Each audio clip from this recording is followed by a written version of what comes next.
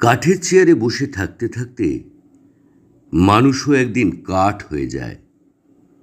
তার পায়ের আঙুলগুলো শিকড় হয়ে চারিয়ে যায় মেঝের ভেতর। তার কোমর থেকে সুঁদরি, গরান, গঁদের আঠা ঝরতে ঝরতে একদিন তাকে পুরোপুরি এঁটে ধরে তক্তার সঙ্গে। কুরকুর কুরকুর ঘুন পোকা ঘুরতে থাকে তার শিরোনখর।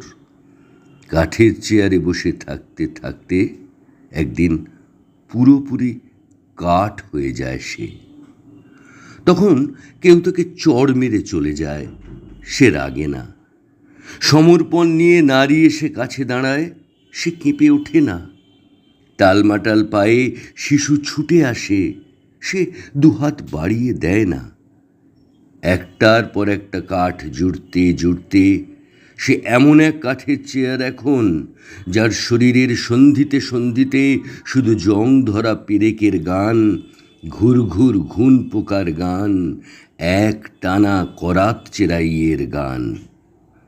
যে হাত একদিন সমুদ্র শাসন করত, তা এখন চেয়ারের দুই ভারী হাতুল। যার দুই উরুতে একদিন টকবক করত এক জোড়া বাদামি ঘোড়া, আজ আর ডান পা কেটে নিলে বাঁ পা জানতে পারে না। কাঠের অশ্রু নেই, স্বপ্ন নেই, নিদ্রা নেই, হাহাকার নেই।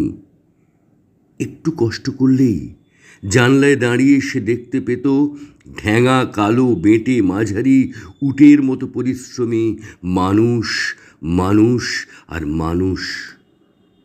কিন্তু কাঠের চেয়ারের এই হলো মুশকিল, সে জানলা অবধি হেঁটে গিয়ে দাঁড়াতে পারে না। শুধু কাঠের ভেতর লোহার পেরেক আঁটা তার দুটো চোখ। বাকি জীবনভর ছোট্ট চেয়ার থেকে মেজো চেয়ার, মেজো চেয়ার থেকে বড় চেয়ার হওয়ার স্বপ্ন দেখতে থাকে।